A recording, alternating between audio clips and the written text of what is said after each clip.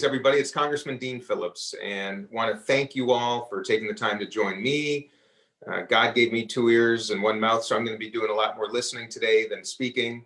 But most importantly, I want to welcome you and let you know that I share your anxiety about the year past, but hopefully your optimism about the future. These are unprecedented times. The year past has been an exceptional one in so many ways. Those of you who are small business owners, I empathize. I've been in business my entire life. I'm a current small business owner.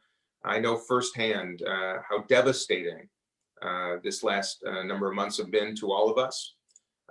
And because of that, I'm a new member of the House Small Business Committee, something that I decided at my election to move from the Financial Services Committee to Small Business, because I want to make my mission the repair of the backbone of our economy.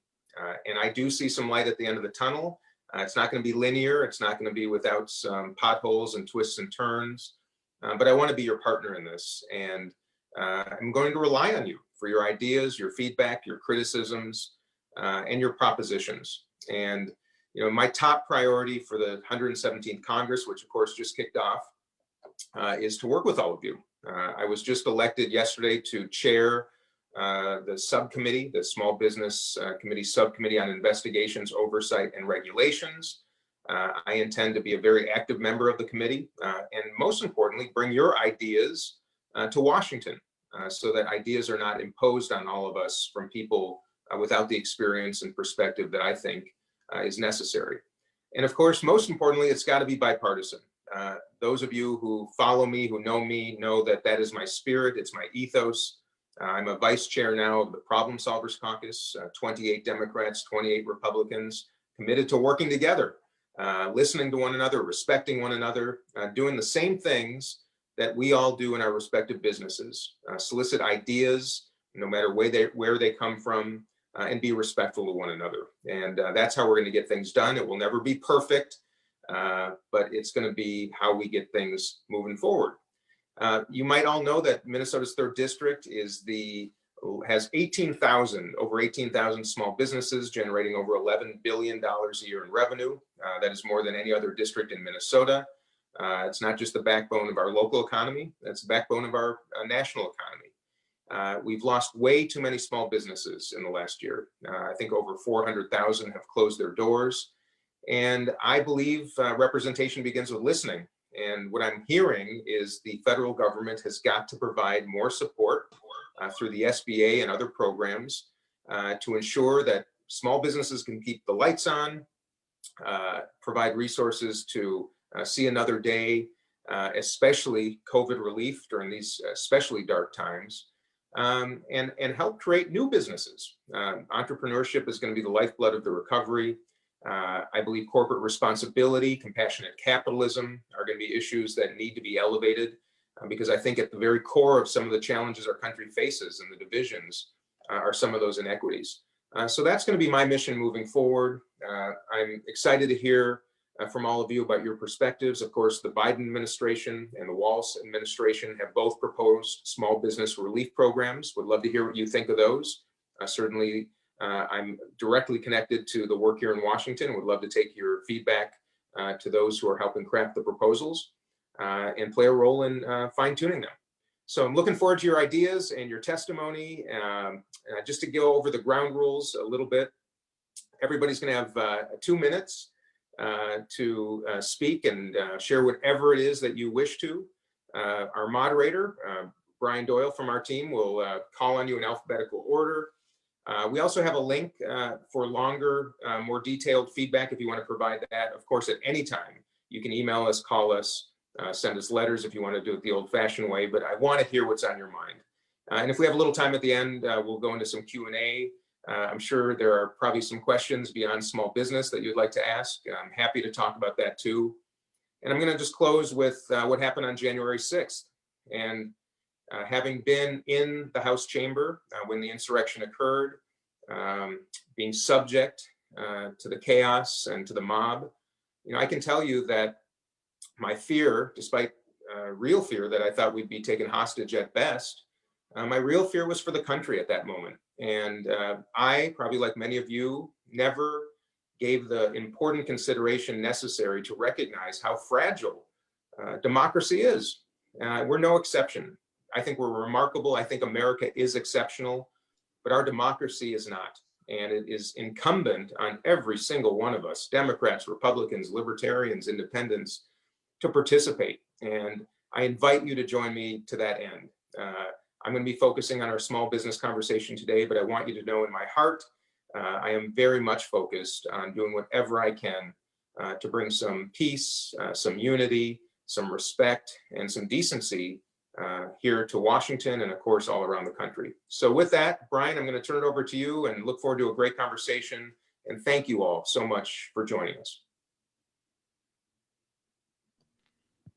Thank you, Congressman. We will start with Bruce Carlson from Northco Commercial Real Estate. Bruce, you are live. I'm a little embarrassed to start because I'm hoping to learn from this conversation, but I think I can approach this from the point of view of a landlord who's been dealing with a number of small business tenants that have been struggling through this period, trying to keep their businesses alive. And we, as Dean pointed out, I have lost several businesses that were essentially hit by a tsunami. A great example would be a travel agent where all the customers are asking for refunds and they're not traveling, and she was essentially wiped out. And unfortunately, I don't know how that person will recover. The other tenants we've had have struggled. Some are winners in this situation because takeout business or other factors in the economy have kept them alive, and some are in great need of the PPE type of benefits that have been, hopefully are going to be restored. So I would say to Congressman Phillips that hopefully you can, through this political morass that we read about, have some influence on restoring the PPE benefits for many of the smaller businesses that are struggling. As a landlord, personally, I'm not asking for aid. I don't need it, but I think there certainly are landlords in this country that probably do. So I'm here to learn and to discuss and offer ideas, and thank you for having me on. Thank you, Bruce. I'm grateful. And just so you're all aware, after you make your remarks, I'm taking notes, as is my team. I don't intend to follow up on everybody's comments, and I'll do so at the very end. So I want to afford as much time to all of you as possible. So Brian, thank you again, Bruce. Thank you, Bruce. Next is Ellen Creighton with Genesis TMG. Ellen, you are live. Well, good morning, everyone. I'm here in Great Falls, Virginia, here for business, obviously.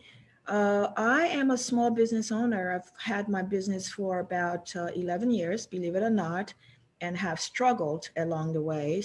I am still struggling. Congressman Dean Phillips, I'm so happy that you have taken on this role, and I'm sure you will bring some good news to all of us here in Minnesota. My case is not to do with the PPE.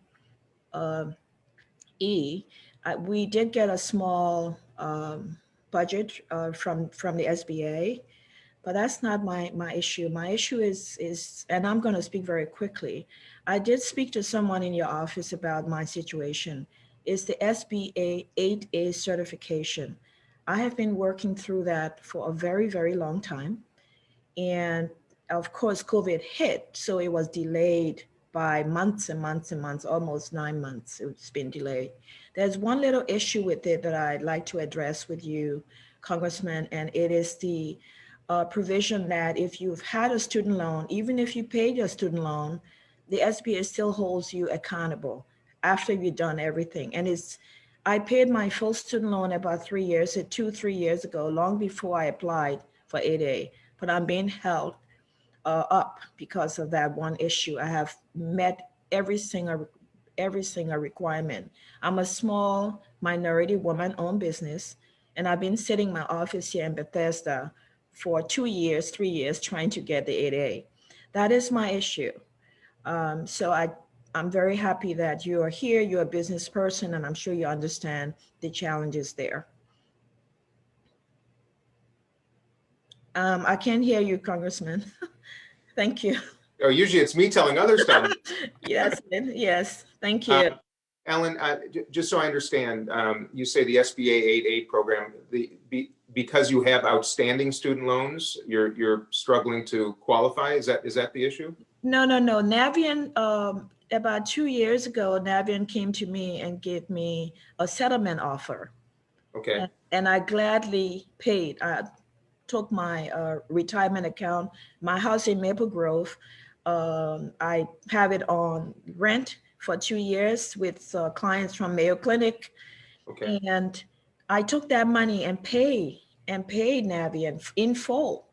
But the SBA said because it was a settlement and I didn't pay in full, so they will deny me the 8A. Or the specialist sent me the document back again and say, you need to tell Navient to just tell me you are satisfied. Navient said, no, we can only say that it was negotiated and it was a settlement. The 8A say, we don't want to hear about settlements. So of course, that means that I will forever, ever, ever not be able to get into the 8A program, which is my only opportunity to do business in federal government here. I see. Okay, Ellen, thanks for the clarification. I'm glad you shared that with me, and I appreciate it. Thank you, sir. Thanks for being with us. Absolutely, thanks. Ryan, back to you. Thank you. Next, we have Kristen Davidson with Ultra Green Packaging. Kristen, you are ready to go live. Hi, Kristen. Hi, how are you? I'm great. How are you doing? I'm doing well. First of all, thank you so much for everything you do. I'm so glad that you are well after everything that happened at the Capitol. I'm just so grateful. Thank you for everything your office has done to help me with the tariff exclusion and all of that. Now we are back to paying 25% again for compostable packaging from China that cannot be produced here. The challenge I have, if it could be produced here, I would. I have excellent local clients like Gianni's, Terry and Wayzata, Benedict's, Mill Valley. So support from Minnesota. However, I manufacture 50% right in Mount. I make all the recyclable lids for the compostable packaging. I wouldn't be able to employ hardworking Minnesotans if I couldn't get the packaging. We've never closed. I didn't fire anybody. I kept everybody, even though we lost a significant portion of our business due to salad bars closing, like Lenz and Byerly's and Hy-Vee and all of that around the country. That's our big business, is deli supermarkets. But I kept everyone. So now having a tariff again after everything we've done, it's cost prohibitive, right? To do the right thing. So not only do Minnesota businesses not have to buy locally from people like me, a woman-owned small business, but it is going to be more expensive anyway to have a sustainable product. And now we're being priced out of the market. So I'm wondering if there's anything that can be done or is going to be done to address the tariffs that are being charged. All right, thank you, Kristen. Yeah, I'm obviously aware of your circumstance. We've been in touch, and I think you all know how I feel about tariffs generally. I do believe the Biden administration is going to look at this quite differently than the former administration for reasons you can surely understand. Unilateral tariffs are not going to help us. I think they ultimately punish consumers in America, not to mention small business owners. So it's on my mind. I can talk a little bit more about that at the end, but thank you for bringing it to everybody's attention, because I know it affects a number of businesses in our district, and I'm mindful of it and working on it. Thank you. Thanks, Kristen. Thank you. Next, we have Kevin Fletcher from Incentives Marketplace. Kevin, you are live. Hey, good morning, everybody. I'm having a lot of technical issues, so I don't know if everyone can hear me. I'm hearing like every fifth word today for some reason. But my question is, what is Congressman Phillips' position on the minimum wage? There's talk that it's they want the president wants to bring the minimum wage up to $15 an hour, and I wanted to get the congressman's position on that and how that affects small business. And Kevin, I think what I've got some important feelings on that. I also want to hear from all of you. I will absolutely address that at the end of the conversation today, because it's a darn important conversation to have. Thank you. Now we have Bart Foreman at Endgame Marketing Solutions. Thank you, Congressman. Thank you for all you do. We certainly appreciate it here in this district, and we're really proud to have you as our congressman.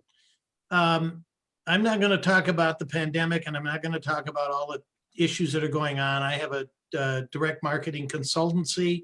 After I retired and got bored with retirement, I came back into the world of marketing, but I'm a marketing guy, and I really want to talk about primarily the states, California being the lead here in terms of data privacy issues.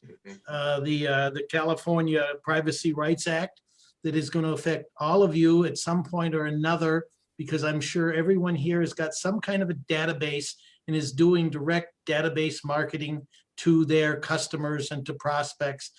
And having a law in California that we in Minnesota have to abide by if we do any business with anybody in California. It's just like the European program, the GDPR program, where if I send an email to Britain because I have a client in Britain, I have to follow the guidelines of Britain. Same with Castle in Canada. And I personally was directly involved for several years with a Canadian client, and it was a nightmare. And I know other states are starting to come up with their own privacy acts. So my question to you, Congressman, is there anything afoot in the Congress to build a national strategy around data privacy? And Bart, thank you for bringing that up. In fact, I'll address that as well. I have some experience when we owned Talenti Gelato, and different states had different labeling requirements. I understand the incremental costs, the inefficiencies, and even the legal traps when different states have different regulations versus some type of a national standard. So we can talk about that as well. But again, thank you for bringing that to my attention. And it is absolutely an issue that is being addressed and will be addressed, hopefully in this Congress. And I'll cover more. Yeah. Next, we have Robert Foster at the Foster's Dance. Robert, you are live. Hey, good morning, everyone. I hope all is well. It's just wonderful to see everybody has so many different businesses here online. And I love Bart's background. I haven't done that many Zoom calls. First, I'd like to say that Congressman Phillips, big kudos to your staff for the communication and the emails and them getting back to us consistently and quickly. I'd like to start first with just talking about specifically about grants. As a professional ballroom dance instructor, I've been in the business for well over 33 years, and I'm a sole proprietor. I currently work out of my home and have a large enough space to be able to do that. But unfortunately, the grants that are offered through the state or county level or even federal don't really pertain to anything or anybody working inside the home as a sole proprietor. The last round of grants that the governor issued through the state as well as the county, first one being the state, required a $10,000 minimum as far as sales are concerned. We're in the service business. We're not taxed on sales. Secondly, the county grant that came through, we were required, if we worked from the home, to have at least one employee on a W-2. Again, we're a sole proprietorship. I think that, being almost into a year of this, it's not so much looking back and trying to recover, but it's also trying to build forward and how we can reestablish the business. And some type of grant would definitely help in that, being able to reestablish group classes, parties, functions, private lessons. We've been shut down along with all the other big businesses that had to have more people into their facility. So we were shut down on both times, and unfortunately, nothing was there to cover that. Robert, thanks for bringing that to my attention. Some of you who've looked at the Biden plan might know there's a $15 billion, roughly $15 billion allocation for grants to some of the hardest hit small businesses. Your specific question about sole proprietorships is one that we'll investigate and follow up on. I do not know the answer specifically, but that's exactly why we're doing this, is to bring it to my attention, and we'll go to bat. Great, thank you so much. Yeah, and not to mention the state program as well. So we'll follow up. Thank you. Absolutely, thank you. And I do agree. Bart's got he's so far wins the background game. Yes, he does. I agree. He's got that. But Christian Peterson, it's getting a little creepy looking at his photo. If you haven't seen that yet, take a look. Yeah. Thanks, right, Kevin. We're going to take a pause and go back up to the A's. Deborah Axness There it at is. websbydeb.com. Deborah, you are live. Well, thank you so much. And thank you so much for this town hall, Representative Phillips. I'm a proud member of the Dean team in 2018 and 2020, and I'm so happy to have you on Congress. And I'd like to echo what people say about your staff. I call frequently, and I always get somebody who pays attention. And I just have, I also want to echo the data privacy, needing federal standards for that. I just went to a webinar about that. And with a web business, I was laid off in last April and am launching my own business. So I'm right in the beginning stages of all of this, and getting huge amount of help through the different COVID relief packages that I'm very grateful for. And I just have two things I wanted to bring up. One is really not related to business, but I want to put the Lymphedema Treatment Act in front of you. I'm a cancer survivor. And if we can put that in the American Rescue Plan, I would be oh so happy. There are tens of thousands of Minnesotans that have lymphedema. It's healthcare related, and I know you're familiar with this, but I'd love to see it in the American Rescue Plan.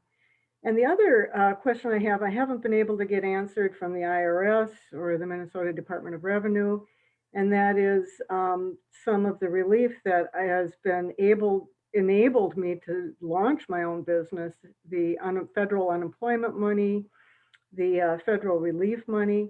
No one is able to answer me when and how much federal tax will be due on the federal dollars. And I've called the IRS a number of times on this, and they can't answer me. I suppose when I do my taxes, I'll get an unpleasant surprise. But again, those are kind of peripheral issues, but I really appreciate this forum. Thank you. Well, thank you for your kind comments, and relative to as it stands right now, unemployment compensation is taxable on your federal income tax.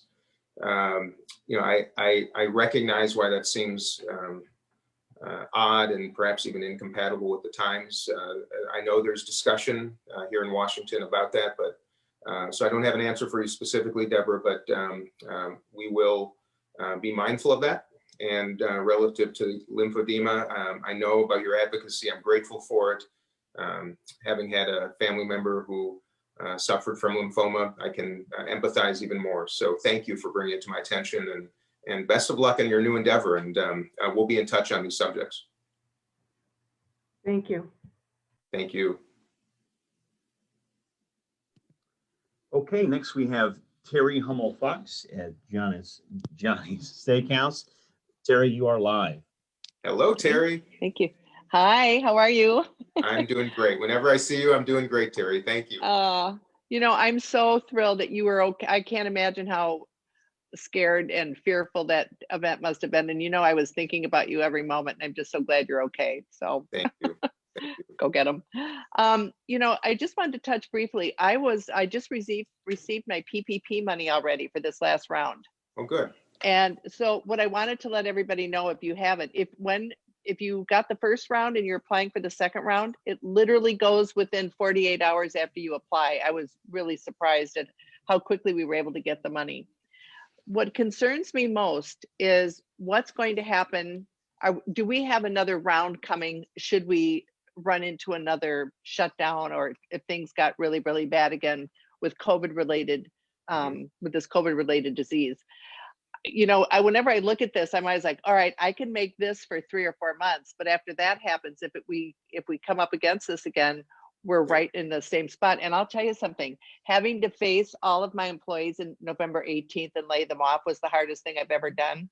UI was about to run out. There was no CARES money, and I couldn't tell them when they were coming back. And it was right before Christmas. It was awful. So I always want to have a little bit in reserve if I can, but just wanted to make sure that we're going to have something down the road should this, you know, spike its ugly head again.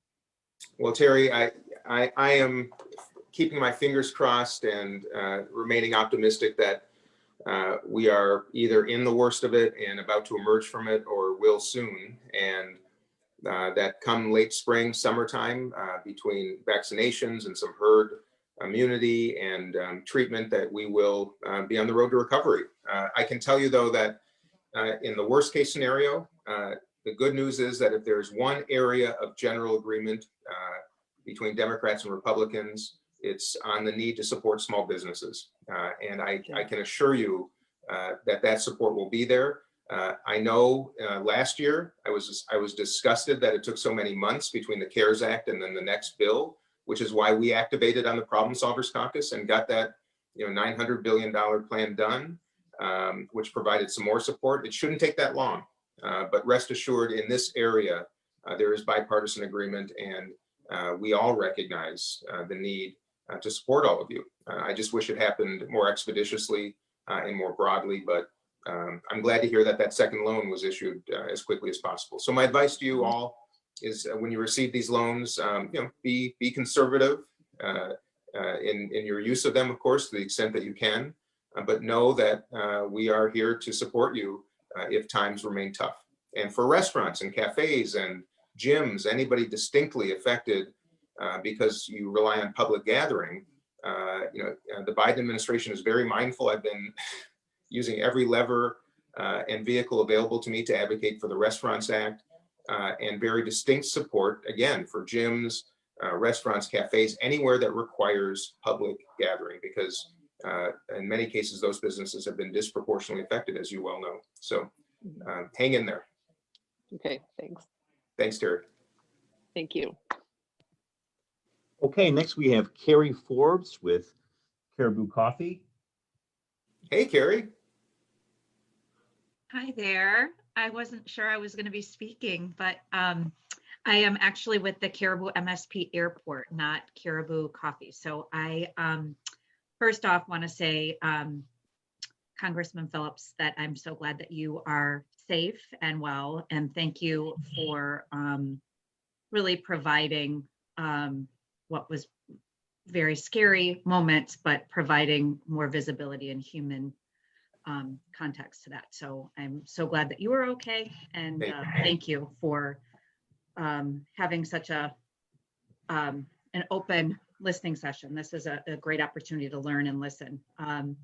I have one, I guess, as to kind of tag on what you had just stated about the public gathering space. As I stated, I operate in the MSP Airport, and it's a very unique customer base, and it is definitely very different today than it was a year ago in terms of the travel and transportation area. And operating coffee in an airport through all of those pieces is definitely has its challenges, and is also a really wonderful environment. And I think that in terms of being a small business out there and operating for a number of years, really just looking to navigate in these challenging times, because not only restaurant pieces, but also our airports, airlines, and concessionaires, as we're called, are all being very much impacted by the pandemic. Yeah. So I don't necessarily have a question. It's just another layer that I think is I appreciate it, Carrie. I just had, for all of us, are you seeing things pick up a little bit at the airport relative to, volume, traveler volumes and flights and capacities? I would say that the last 2 weeks of December were the strongest volume that we've seen since pre-pandemic spring break, March, first 2 weeks of March 2020. So that being said, I always preface it by saying that's still about 50 to 60% down. Yeah.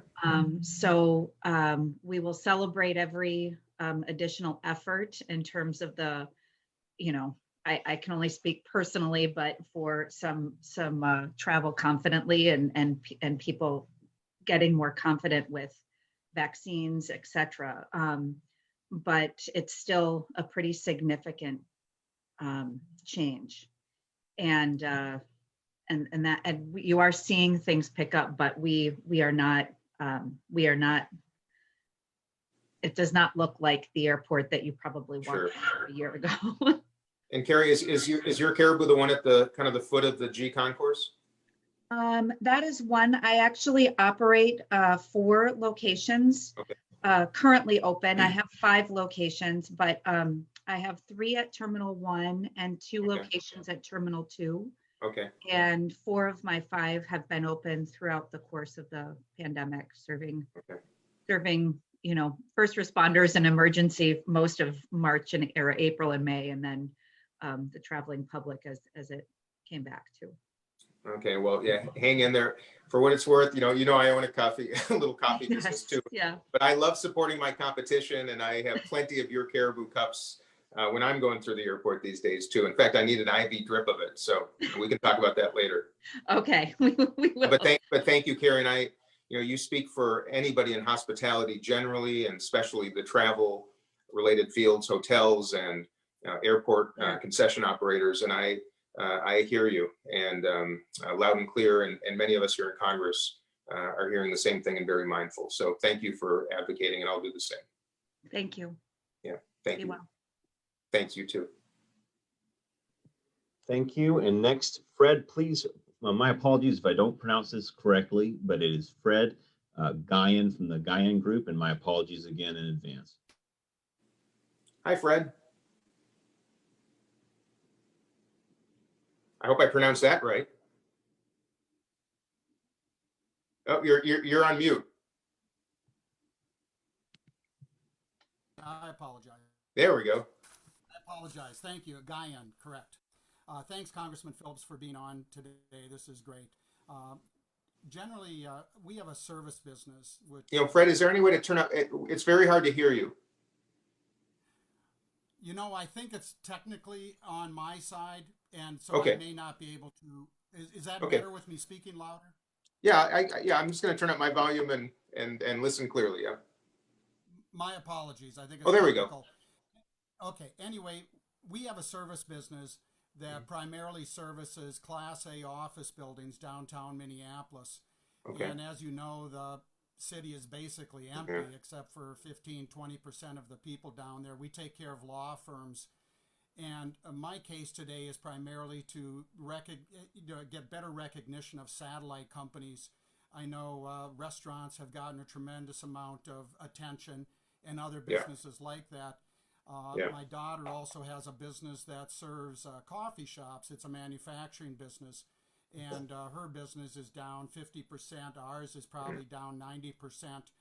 And this primarily relates to the SBA and with the PPP. Again, I think the PPP has done a fabulous job, to be honest with you. I think it's doing a great thing. So I just want to tweak a part of the the PPP in relationship to SBA. Okay. What they've done is they've taken the SIC codes, certain SIC codes, in relationship to ongoing SBA loans, as you're aware, I'm sure. And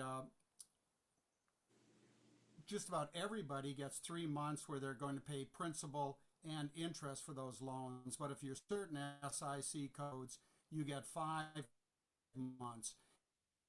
and think what happened, as I know it's very difficult to everybody, but what's happened is a lot of these satellite industries that serve coffee shops, serve the downtown like us with service business, have been kind of, so my suggestion might be that for this time where you're down 25% one quarter this year over last year, that you would get help, you know, with the PPP loans and that, but maybe that same principle should be applied to how SBA is doing that payment. I see. Yeah, no, that's, you know, should be based on income as well. Yeah, you know, Fred, as an advocate, I've long felt that PPP shouldn't be available to simply any enterprise within X number of employees. It should be made available to businesses that have suffered. That was the idea. And you know, of course, one of the great complications is how do you match expediency with some degree of controls, and it's been complicated. But what you just brought to our attention is you know, I understand how an SIC code isn't assigned any geography. So one business could be deeply affected within the same industry, if you will, whereas another not at all, depending on where they operate. To your point, you know, downtown cores are, you know, devoid of people right now. So thanks for bringing that to our attention too. We will, I'll look into that as well. And I'm contemplating, as I did the first time, by the way, on PPP, where I worked with Chip Roy from Texas, we did the PPP Flexibility Act. You know, I'm looking for modifications, legislative modifications that would make PPP work better for more enterprises. So anything you all share with me today, we will aggregate and identify what is reasonable perhaps to do another bill if necessary to fix it if the SBA won't do it proactively. So these are the things that I'm grateful for you to bring to our attention.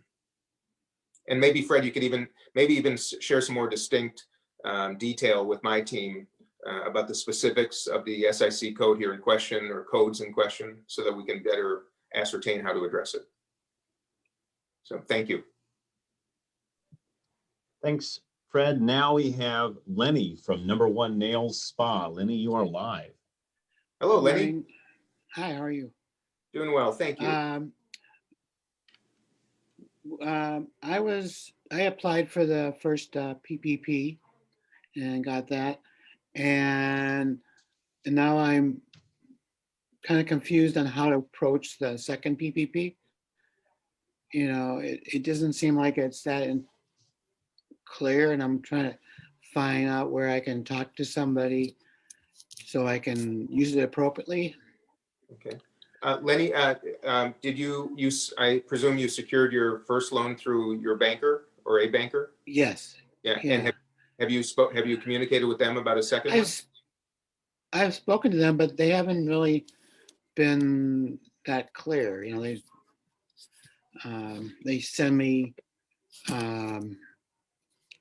copies of information that tells you what you have to do, but it seems like I need a little more explanation than that, you know, to know if I can apply for a second one or not. What can I use to apply for it? You know. Okay.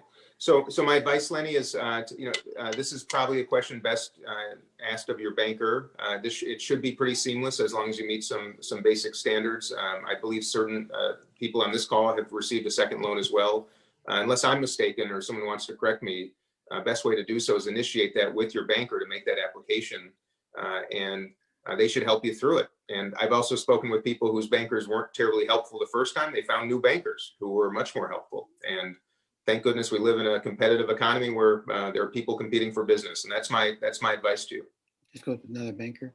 Yeah, if they're not being helpful, call any SBA approved banker, and they're in business to loan money through this program. And they keep mentioning about that they're not ready to have you apply for forgiveness yet because.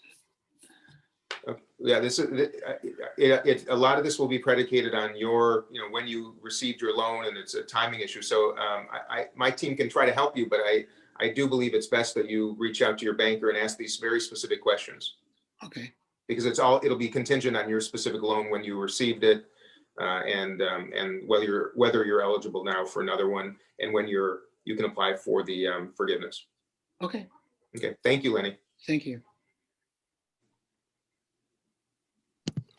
Thank you, Lenny. Okay, next we have Cheng Lor from Aero Service Group. Cheng, you are live.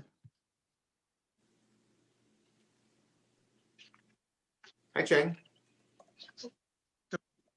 Oops, this is Cheng Lor. I was not expecting to speak today, but thank you for the opportunity. Good to be. Anything you want to share? I'm sorry? Is there anything you want to share with us? You did, so thank you very much for the time.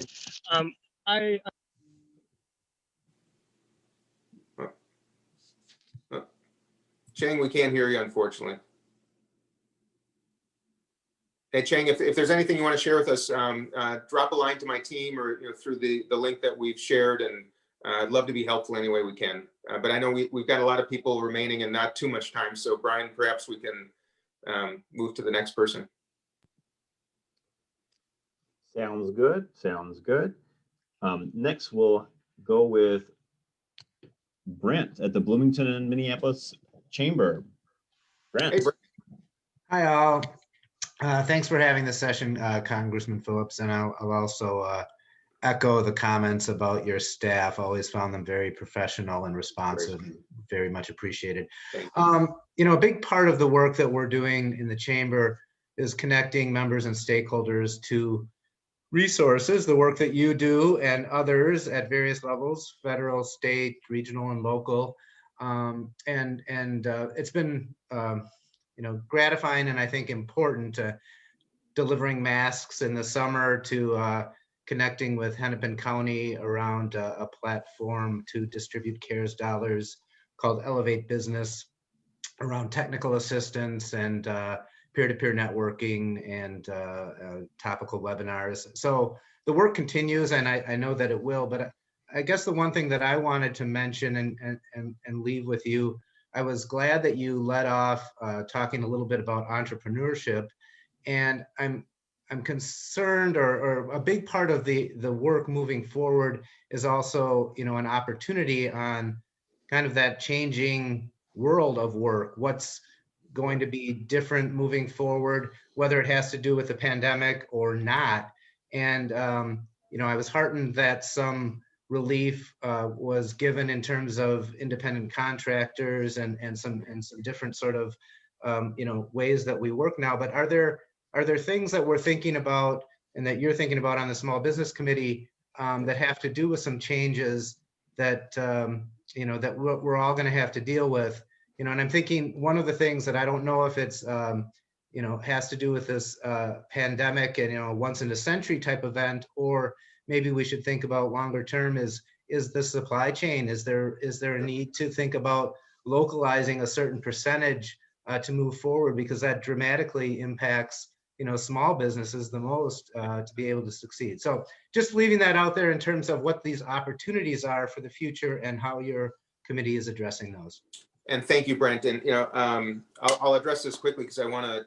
We're not going to have a lot of time at the end, and I want to make sure to address Kevin's question about the minimum wage, because I think it's something that affects all of us. But in general terms, Brent, there's no question what we've been through is going to change consumer behavior forever. It's going to change all of our activities and our purchasing habits forever, consumption habits. It's going to create winners and losers and create new opportunities. What I want to do is ensure that we have policies in place that make it easier for independent contractors, gig workers. I want to make sure healthcare is more portable. So I want to make the foundations for doing business easier for people, whether you're a sole proprietor, you want to start a larger business, or you already have a larger business. And what I'd love to do is cooperate with you and individuals on this call and various chambers to ideate, let's come up with what that policy might look like so that we can bring it to Washington, rather than having people that have no business experience think they understand it and impose it on all of us. That's my 2 cents worth, maybe 3 cents, depending on valuations today. But let's have that conversation. And I would encourage us to put together another roundtable and spend some time on that. Thank you. Thank you. Next, we have Pat with the Eden Prairie Chamber. Pat, Hey, you Pat. should be live. Hi, how are you, Congressman? Doing great. Great to see you, Pat. Good to see you. Couple things. Want to say thank you. It seems like the last federal relief really happened because of your efforts and some of the people you partner with in Congress, and very important for our businesses. And thank you for that. Thank you, Pat. Some things I'm hearing probably on two fronts. One is on kind of a cost structure or things that might be out there. You know, I know when President Biden was running, he had talked about, you know, the need to have shut things down originally during the pandemic. So there's a concern that if things with the new variants get worse, is there something that might happen at the federal level? And then Kevin already asked the minimum wage question. Yep. So it's sort of that, what costs or rules might be placed on business? And then, and I know this is more Governor Walz's item, but with PPP loans for Minnesota businesses, right now, the state of Minnesota has that as a taxable action to the tune of about $430 million that these businesses will have to pay. I'm wondering if you have some insight into that. And again, I know it's a Governor Walz thing, but it is an item that is hanging out there over our businesses. Yeah. And then really final thing is number of our businesses concerned about shutdowns and future resources that, and you've talked a little bit about this, but I just want to echo that, that they may need in the future. So I appreciate your time today, Congressman. Thank you. Thanks for the kind words. You know, I like consistency between the federal and state taxes for obvious reasons. Obviously, at the federal level, we did address that. I do believe it's in the best interests of our economy at the state level and small businesses, of course, to address it with the Walz administration. We will continue to do so. I don't have any distinct information on that, but again, I like consistency at the federal and state level. It's in everybody's best interest. In fact, it goes back to some of the earlier indications about some of the data privacy consistency as well. So that's something that we will address, because it to me, it defeats the purpose of the program when we're taxing an emergency benefit. I mean, just plain and simple. So I hear you on that. And as for shutdowns, Pat, you know, I'm hoping that we won't have to endure any more of them for any reason at the federal or state level. I don't expect any federal shutdown mandates, even if things somehow got bad again, because as we're all aware, there are areas where I think they are unnecessary, other areas where sometimes, unfortunately, they may have been. But rather than looking backwards, let's be prospective. I hear you. And I don't think that is the strategy of the Biden administration. The strategy is to get as many people vaccinated as humanly possible, because if we can reduce transmission, we reduce the propensity for illness and any more economic downturns at all. So as fast as we can get people vaccinated. And Johnson & Johnson's announcement today is a huge, huge benefit for all of us in business and otherwise. And I'll talk about, again, minimum wage at the end. Thanks, Pat. Next we have Troy with Boulevard Wealth Management. Troy, you are live. Hey, Troy. Hello, Congressman Phillips. Hello. Thank you so much for your work with the Problem Solvers Caucus. It's really good to see people reaching across the aisle and saying, hey, what's best for our nation, rather than getting stuck in their ideologies. So I really appreciate that work. Thank you. As a wealth manager, I spent a lot of time on calls with chief economists and those kinds of things. What I'm gravely concerned about is the economic environment that we're going to create with all this deficit spending. Yeah. You know, we've had this conversation before on previous calls, and you referenced that our interest expense is $400 billion a year now, right? And that against a backdrop of a U.S. Treasury at 1%, a little over 1%, right? And so with this deficit spending, my main concern is fiscal discipline, right? So absolutely, we need to support this economy. I praise Congress for and the work that you've done as far as getting the economy back on track. That recovery was amazing. I can't believe we're back into expansion, albeit it's a little anemic, but it's amazing how fast we recovered from this. My concern is when we get these stimulus packages, there seems to be kind of an attitude of, hey, we're just going to give this out freely, instead of saying, hey, let's make sure this is targeted to the people that need it most, that's going to support the economy, and that's going to support, you know, the United States economy. Foreign AP really concerns me. We're borrowing so much growth from the future, and it's going to hurt us as a country, quite frankly. Troy, first, thanks again for your kind words about the PSC, the problem solvers, and yeah, I'm very mindful of this.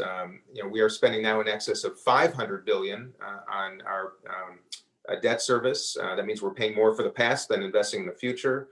You know, the fact that we're going to be approaching a $30 trillion federal debt is an astounding figure. Thank goodness we're in the lowest interest rate environment of our lifetimes, and we've seen no evidence of an inflationary impact. But if we were good fiscal stewards at the federal level, we would have a much lower debt. And then when we face economic downturns, which are inevitable, you know, we have that capacity to address them quickly without having to even consider, you know, where that cap might be.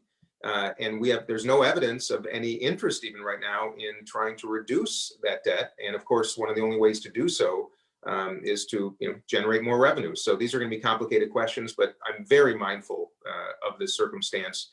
And to your point, we've got to get us fully out of this mess before we can start addressing the other one, which is becoming better fiscal stewards with our resources. And it is a significant issue, and I hear you. And it will be elevated once we emerge from the COVID crisis, I promise you.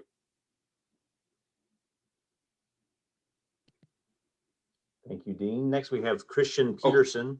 Can I say one more thing quick? I'm sorry. Company. Yeah, Troy, I want to say one more thing. The direct checks is a perfect example of where targeted relief has to come into play. I do want to see you know, if consumption is the engine of the economy, money in people's pockets is the fuel. But it is not government's job, and I don't think it's even appropriate, to send checks to people who have not seen a reduction in income. You know, I've heard from many of my fellow members of Congress, Democrats and Republicans, you know, we don't need our 20-year-old kids, you know, getting a stimulus check, you know. What we need to do is ensure that those who have been lost employment because of COVID, you know, have a benefit until they can find another job. You know, if people have had to go from full-time to part-time, I want to see them maybe get a little bit of a boost. Or at the very least, you know, the lowest income Americans who will absolutely spend that money in many of your businesses. But this notion of just sending them to everybody because it was a political promise is really bad policy. And you know, I'm concerned because ultimately I'm going to have to vote on a package and weigh kind of the opportunity cost of, you know, if I agree with 90% of it, and if I vote no, I'm voting against a lot of good, it's going to be complicated. But I just want you to know that on that subject and minimum wage, I'm advocating very strongly for how I think those policies have got to be written if we're going to go forward with them. And that's one of them. Thank you, Dean. Next up, we have Christian Peterson with the Bulldog Companies. Christian, you're live. Hey, Christian. Thank you. Hello, Congressman Phillips. Thank you for having us. Sorry I scared you to start off with. I was at the gym, so I was face masking, and now I'm going for the worst background. I'm off in a corner with pea green paint around me. Anyway, I run an IT staffing company, have done so for 12 years. We survived the worst recession since the Great Depression. We survived, all sorts of different things that have happened over those 12 years.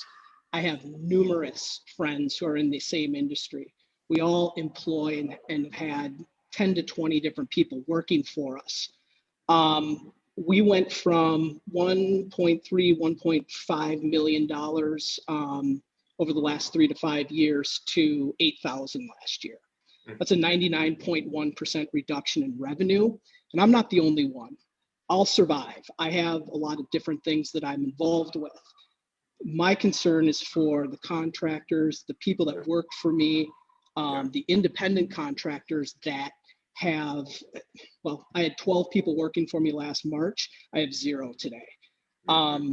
7 of them are still unemployed. Some of them have different levels of abilities to get some sort of care or some sort of relief.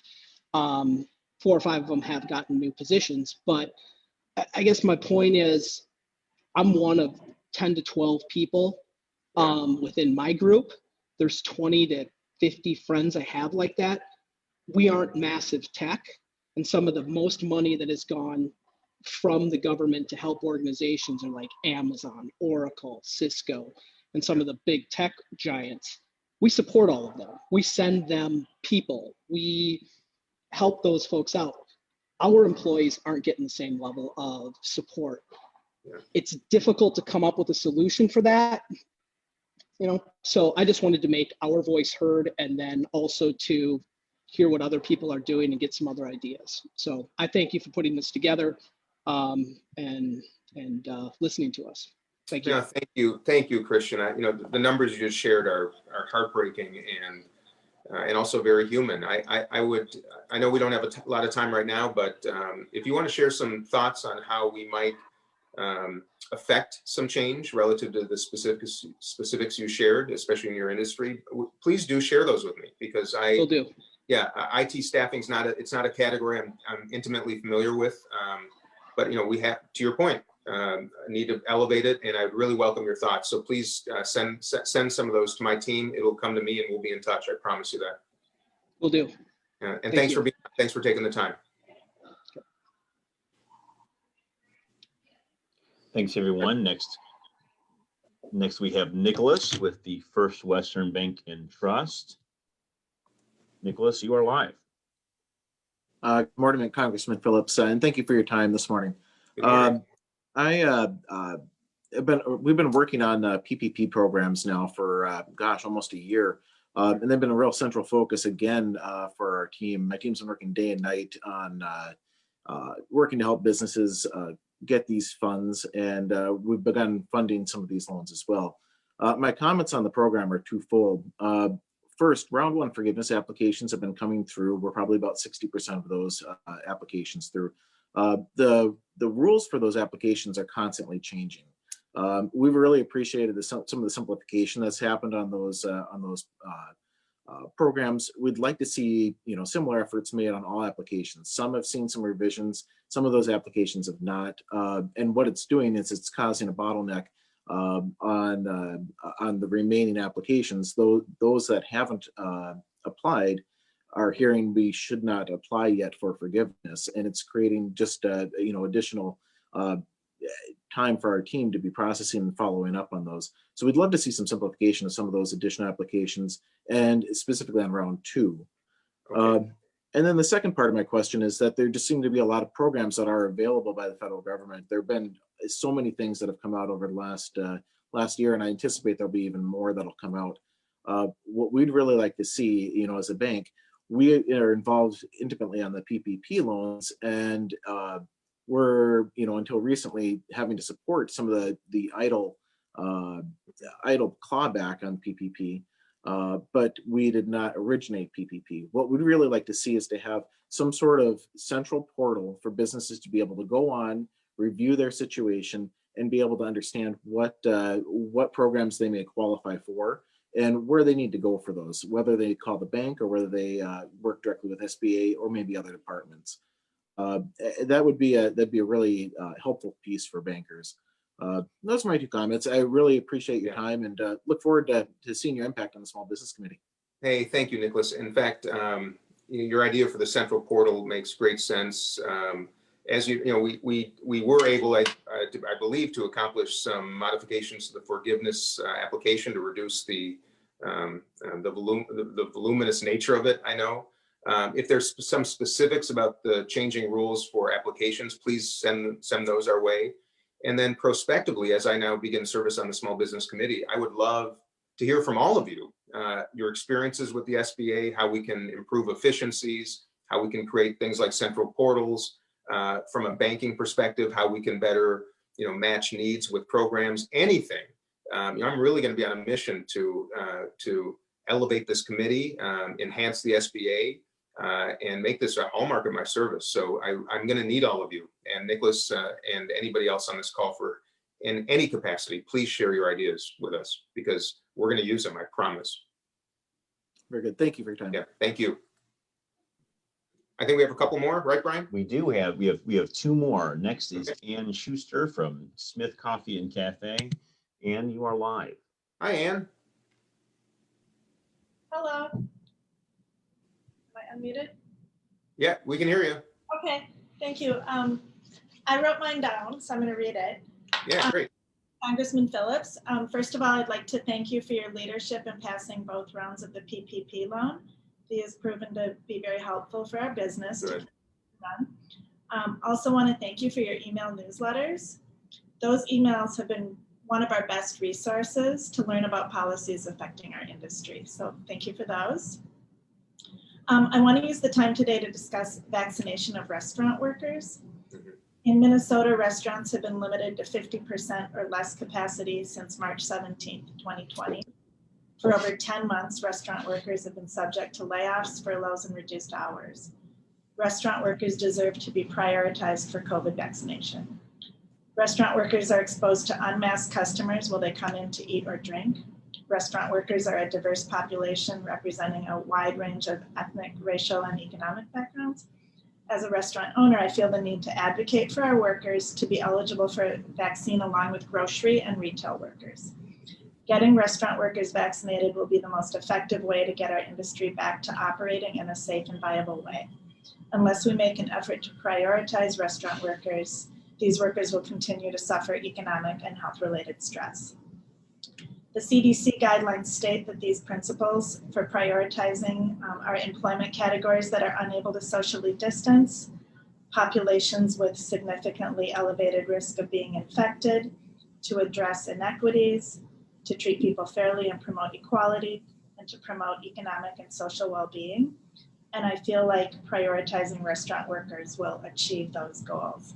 Thank you for your time. Hey, thank you, Ann. Whenever I'm in Eden Prairie, I grab some coffee from you guys, and I love your shop. So, and I want you to all know on COVID vaccinations, I've been in touch with the governor, his staff, Commissioner Malcolm. I've been pretty dismayed about the slow rollout and the pitfalls and communication problems. But I will tell you that at the root of this really is just the lack of access to the vaccinations themselves. And what the new administration inherited was an unmitigated disaster. And it's inexcusable. I don't want to litigate the past, but it's being corrected. States will be getting a lot more vaccines here in the coming days and weeks. And I do believe the state has a relatively robust plan. As someone who owns coffee shops, I know our staff did not want to work in some cases because of their fear of contracting COVID and having to deal with the general public, even in a limited basis all day, puts businesses in a really complicated position. I do understand how everybody has different rationale for prioritization, but I do hear you. I brought this up with, again, the governor, his staff, and the commissioner. I think vaccinations are going to start ramping up considerably so that every Minnesotan who wants one will be able to receive them. I do also believe those older people who are most susceptible to COVID have got to be the first in line, and our healthcare workers and teachers. But I do hear you, and I've actually advocated for that in any area where workers are forced to, because of their jobs, to deal with the general public. That is certainly a rationale for prioritization. It's been shared, and I think we're going to see some improvements. Thank you. Thank you. Okay, next we have John Thompson with Mokara LLC. John, you are live. Hey, John. Hello, can you hear me now? We can hear you. Okay, great. Thank you for the opportunity for us small business owners to share our opinions and feedback. First of all, want to preface my question by giving a little bit about my story here, as I suspect many Americans are in similar and Minnesotans. I was a manager for a small business, which we utilized the PPP loan to success. But unfortunately, I was laid off in September, found it extremely difficult to find a new job. So I took this opportunity, partially out of necessity, to start my own new business. So last month, we started an online business and are in the process of starting that up. What I learned in this, though, was I was very disappointed in both the state and the federal in the lack of resources for entrepreneurs who are starting their new businesses. I work with the SBA as mentors there. I've worked with the Minnesota Business Development Center, worked with Klein program. And while they're all very nice and I have some mentorships there, I haven't really found any great resources for starting a business. I feel like this is something that would be helpful even outside of a pandemic time, but even more so. And then one other thing I've noticed is I read all about all these PPP loans and stimulus, but it feels like anybody starting a business has been left out of that. There's really no aid or assistance for startup companies, at least that I've been able to find. And I'm wondering if that's something that's been discussed or if that's something maybe I'm missing, and would love to know where the resources are for that. Yeah, John, I'm glad you bring that up because my team is on by the way, so many of you have made wonderful comments about my team and our staff. They are extraordinary. I'm indebted to them, and so nice to hear your kind comments. Amani Augustus, who's our legislative director here in Washington, is on the call. She is my partner in developing better programs through the SBA and perhaps new ones to support entrepreneurs, small business startups. We have legislation right now we've crafted.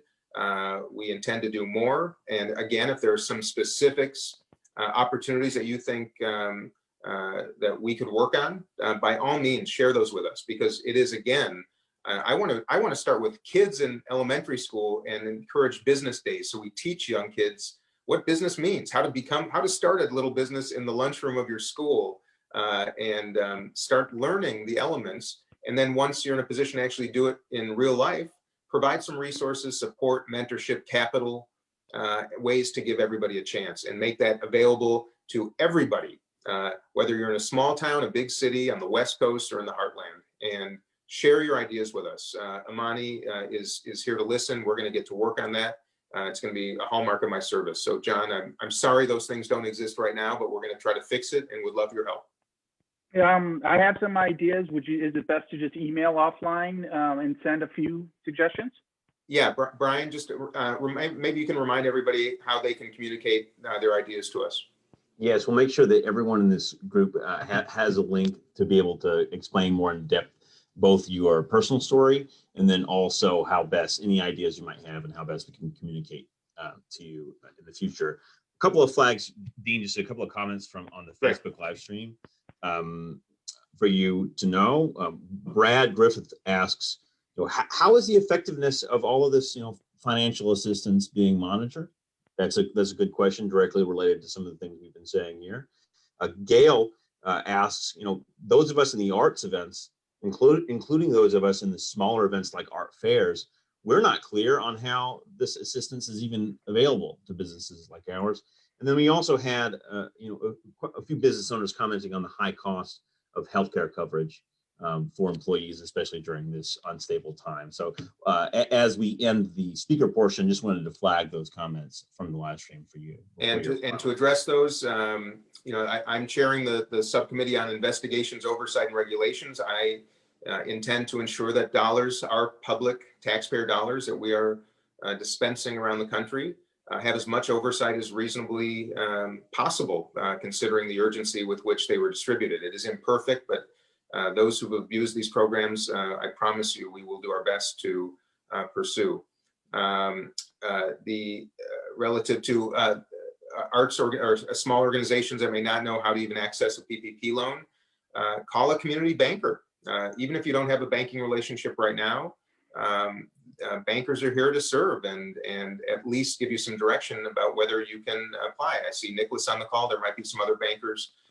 That's the best way to start, or through the SBA to get some general information. Their website is also a reasonable starting point as well to give you some basic direction. Was there a third? There was a third question in there, Brian. I'm sorry, or a comment. A lot of general comments about the obstacle that of covering healthcare and the high healthcare costs. Well, yeah, okay. Healthcare. Just a quick comment on that. I'm used to in our country receiving the best value for the dollars we spend. I mean, that's the hallmark of the American economy. Healthcare makes us an outlier. We pay double any developed nation in the world per capita. $10,000 per man, woman, and child in our country is what is being spent on healthcare. Double any developed nation. Our outcomes are mid-pack.